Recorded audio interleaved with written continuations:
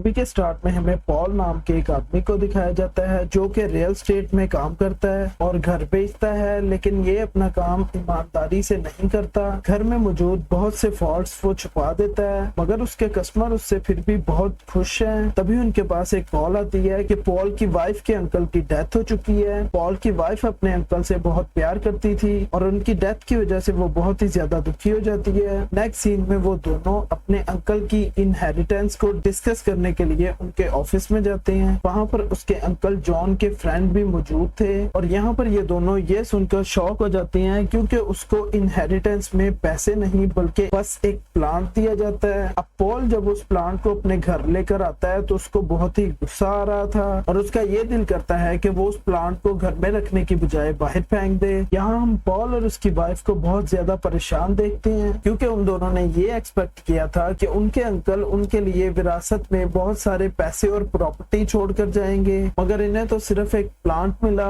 अगले दिन पॉल अपने बेटे को डांट रहा होता है कि वो अपने फ्रेंड को फ्रूट क्यों खिलाता है। पॉल की एक बेटी भी है जो अपने फादर के इस रवैये की वजह से बहुत ज्यादा फेडअप हो गई है। जिसके बाद हम पॉल को अपने घर के गार्डन में देखते हैं जो कि कुछ टाइम निकालने के बाद उस पौधे को पानी देता है और जैसे ही ये उस पौधे को पानी देता है तो इसे पता चलता है कि ये पौधा तो पैसे उगाता है और ये खड़े खड़े उस पौधे से $100 ले लेता है। तभी उसकी फैमिली भी वहां पर आ जाती है, लेकिन ये इस मैजिक के बारे में अपनी फैमिली को नहीं बताता और ऐसे प्रिटेंड करता है कि जैसे सब कुछ नॉर्मल है। रात को जब पॉल अपने काम से वापस आता है तो इसकी वाइफ इसे कहती है कि उसने भी पौधे को पानी दिया था और यहाँ पर पॉल इस बात से डर जाता है कि शायद इसकी वाइफ को भी उस प्लांट के मैजिक के बारे में पता चल गया है और तभी उसकी वाइफ कहती है कि मैंने पानी तो दिया था लेकिन कुछ खास नहीं हुआ, पौधा अभी तक बड़ा नहीं है। ये सुनकर पॉल की टेंशन रिलीज होती है कि शुक्र है कि इसकी वाइफ को उस प्लांट के मैजिक के बारे में नहीं पता चला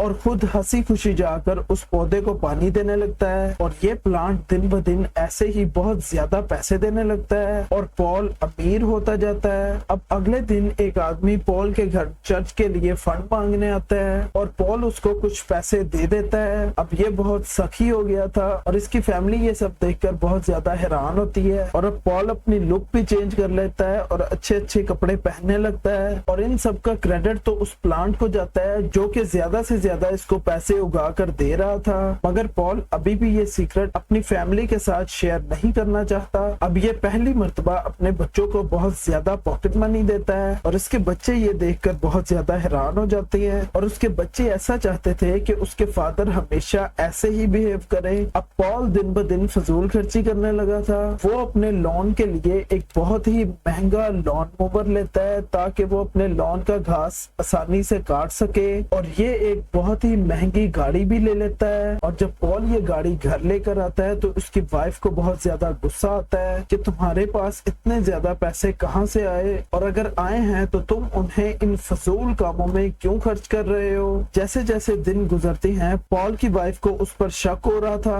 वो अपने हस्बैंड के लिए फिक्रमंद थी कि कहीं उसका हस्बैंड कोई इनलीगल काम ना कर रहा हो। पॉल अपनी वाइफ से आर्ग्यू करने के बाद दोबारा उस शेड में जाता है जहाँ पर उसने वो प्लांट रखा था और दोबारा से उस प्लांट से पैसे उतारता है। इस दफा उसे प्लांट से $100,000 मिलते हैं और पॉल बहुत ही खुश हो जाता है। अब ये जब ऑफिस जाता है तो इसका दोस्त इसे कहता है कि तुम्हारी गाड़ी तुम्हारे हिसाब से नहीं है और इस बात पे पॉल को अपनी गाड़ी पर बहुत ज्यादा गुस्सा आ जाता है और वो एक ब्रांड न्यू स्पोर्ट्स कार खरीदने चला जाता है और ये उस कार सेलर को कैश देता है। अब कार सेल्स वाले को पॉल पर शक हो जाता है जिसके बाद वो पॉल की इन्वेस्टिगेशन के लिए एक डिटेक्टिव को उसके पीछे लगा देता है और ये कार लेकर वो फौरन अपने उसी फ्रेंड जैक के पास पहुंचता है और उसे जाकर वो बताता है कि ये कार उसके अंकल की वजह से उसे मिली है। और जब ये इस कार को घर लेकर जाता है तो उसकी वाइफ को उस कार से कोई खुशी नहीं होती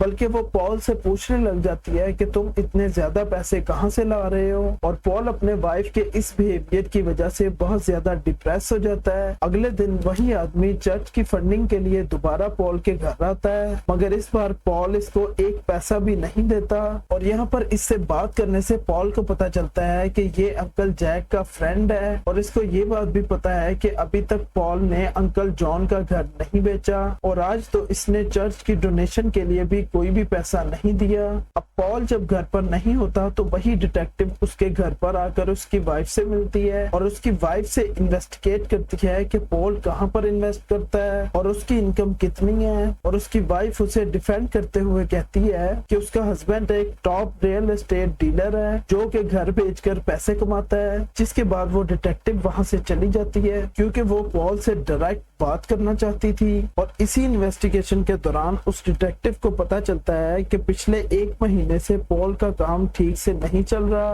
और इस दौरान उसने कोई भी घर सेल नहीं किया, उसका काम चल नहीं रहा तो उसने इतनी महंगी स्पोर्ट्स कार कैसे ली। और ये दूर से ही पॉल की एक्टिविटीज को एब्जॉर्व करना स्टार्ट कर देती है। और दूसरी तरफ पॉल बहुत ज्यादा परेशान था क्योंकि उसके प्लांट ने पैसे देना बंद कर दिए थे। और तो और उसकी वाइफ भी उससे हर टाइम एक ही क्वेश्चन करती थी कि इतने ज्यादा पैसे तुम्हारे पास कहां से आए, जिसकी वजह से वो बहुत ज्यादा डिप्रेस रहने लगा था।